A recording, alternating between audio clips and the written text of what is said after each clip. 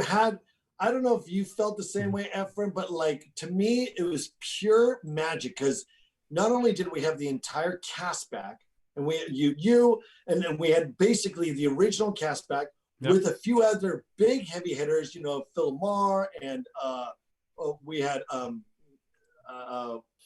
Phil Hendry, right? Some of the other big voiceover people. Alan Tudyk is great. Alan Tudyk. Oh my gosh, And then in that room, so we had some of those other big voiceover people, but then you were surrounded by it felt verified when we had all these huge bigwig Fox people, all the execs and the VPs and everybody sitting around. So you had an audience, and for us to kind of do these episodes and do the voices, it just, I don't know, it felt like I was on a high when I did those episodes. Each one of those 6 table reads was incredible.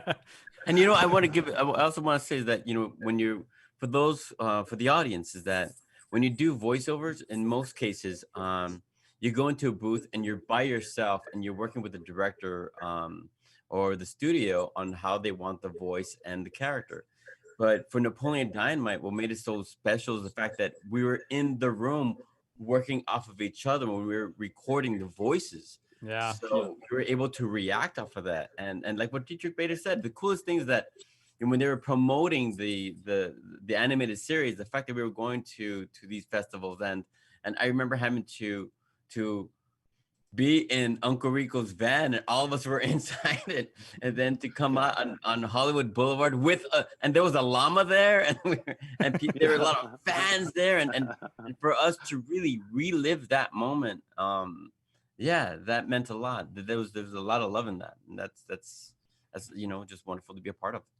Yeah, a lot of love in the cast, a lot of love from the fans. Everyone always asks this for any beloved property, specifically Kyle Spears, just most recently, but I've been seeing it in the chat, is always the question about a sequel. Everyone always wants a sequel. Everyone always wants a reboot, a reunion. Has the thought ever crossed your head or your mind? Would you come back for a continuation of the storylines? I would come back if they wanted to do, if Jared, decided, hey, let's go ahead and let's see if we can pull off the magic. I mean, obviously we've been asked that question a billion times, and we've thought about it. We're always playing with the idea, but I know I've talked a little bit with Jared, and it's his baby, so I'm just like, you pull the trigger on that. But that said, I was like, I think there's a version where, like a dark version. I feel like the future for Napoleon would be a lot more like raw and edgy, and so whatever he comes up with, I think it'd be fun to explore, because I think whatever Jared came up with, it wouldn't be your typical, let's do a sequel where they all look the same and they all basically act the same. I think it would be an interesting development in their lives. I think that would be, it would have to be a bit different, but still in that whole genre of Napoleon Dynamite and his mind. Sure. What if it took place in the winter? And you see Pedro, who's now married to Summer Wheatley, and there we go. And they have a bakery store, and and they have like 5 kids, and then he goes off to the adventures of Napoleon, and you find his brother Kip maybe being a cage fighter, and his troubles, and then Uncle Rico, with his new business adventures, and Diedrich Bader having, as Rex Kwon-Do, having to deal with Starla, right? like there's so much more depth to find through these characters, especially in their futures. That'd be pretty interesting. Diedrich, we're going to add a plot. Efren, I feel like you just wrote the whole treatment right there. So no, I like it. Yeah, we're good to go. Yeah. And Michael A. Scott in the comments actually is Rico still selling Tupperware? You think he's moved on, right, Efren? He's moved on to, especially because of the internet. I think it's become something else, and I think it's something that he wants to explore. Yeah. You know what I would watch? He's got a new themed YouTube series every Oh yeah. quarterly. Oh my god. I think it should just be Uncle Rico unpacking Tupperware in his van. Unboxing. You know, just like unboxing. That's it. Yeah. Unboxing Tupperware. They just get smaller and smaller and smaller. Yeah. They all fit inside one another like Russian dolls. Yeah. But that's not just Uncle Rico's storyline. That's the whole movie. It's just 90 minutes. Yeah. 90 minutes of Uncle Rico. And the other characters like come in during it. They check in on him in the van. What are you doing? What are you doing, you weirdo? And you know what's be funny is the fact that maybe this time they get a time machine that does actually work. Whoa. Yeah. Oh my gosh. I like this. That sounds like a sequel. That sounds like a sequel right there. Totally. Gentlemen, we're out of time. This has been such a blast. I want to remind the fans that if you'd like to purchase those one-on-one experiences with those actors, definitely head to wizardworldvirtual.com and check out our artists and vendors at the Wizard World Vault. But we're joking around. We're talking about where these characters would be now. This came in from Tori Dominguez, and we get this question a lot for different casts, but I feel like it's appropriate because they are real characters. Is what do you think your characters would be doing during quarantine? How would they be handling quarantine right now? Your characters.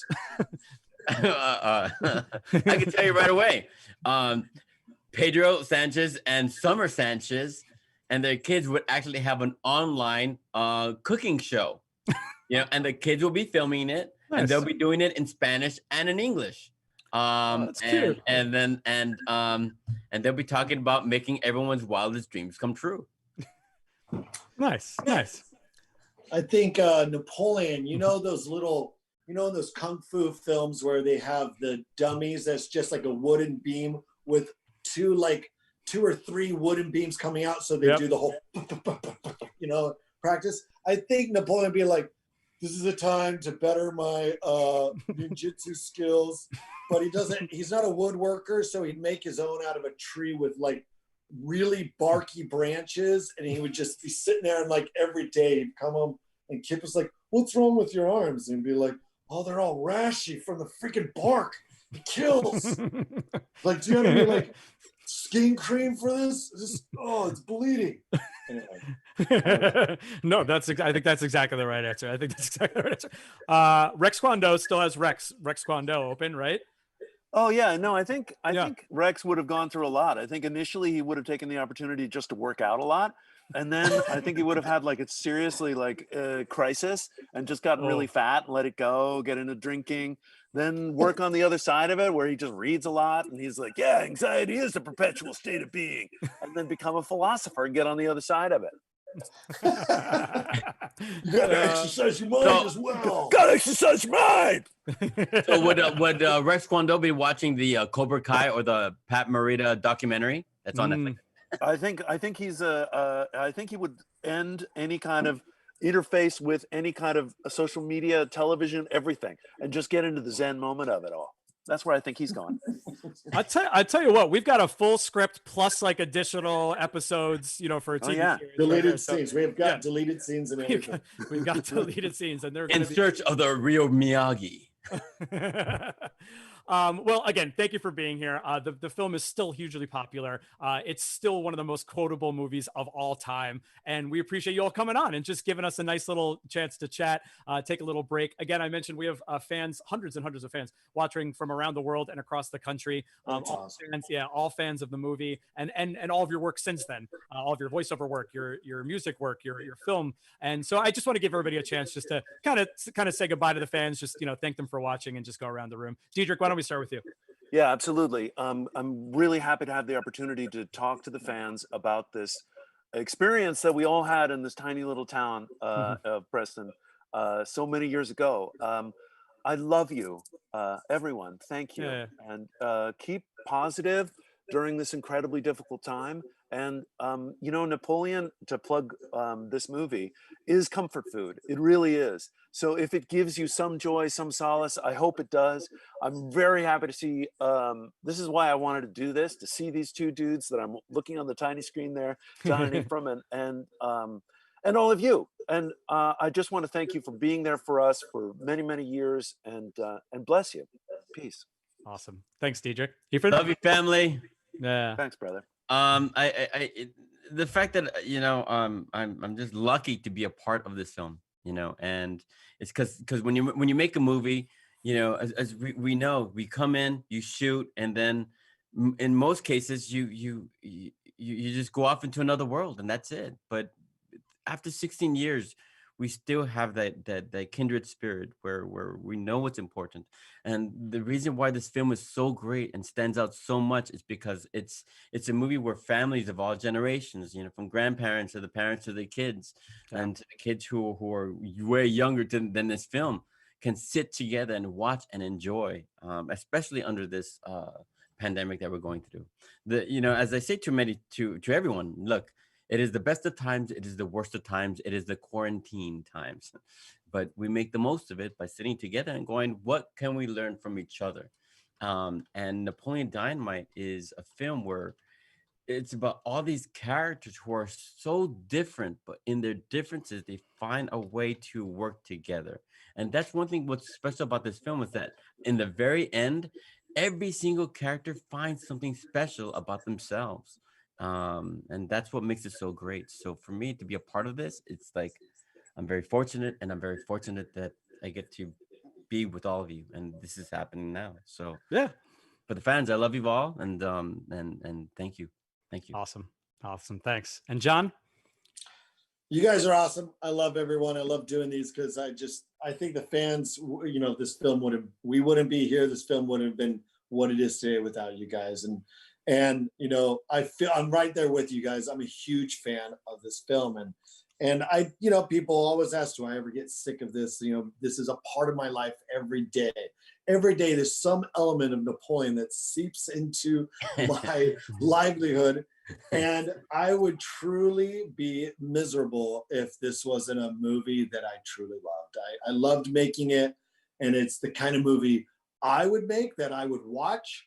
And I love the character, and it's it's so much of who I am. To be able to see the fruits of those labors and enjoy that is such a blessing, and I'm glad you guys are part of that blessing. So awesome. Thank you. That's beautiful. I want to shout out, Ariana Rodriguez in the chat says, I love you guys. Mary Reed says, thanks so much for sharing all this with us. You did not disappoint. You guys are class. People are talking about showing the film to their kids now and how it still stands up. Ashley Rose says, thank you all for your great films. You're making 2020 so much better by going back and watching these. So again, that's just a small sample of the hundreds of people that are watching. So again, on behalf of all the fans, we thank you all three for being here.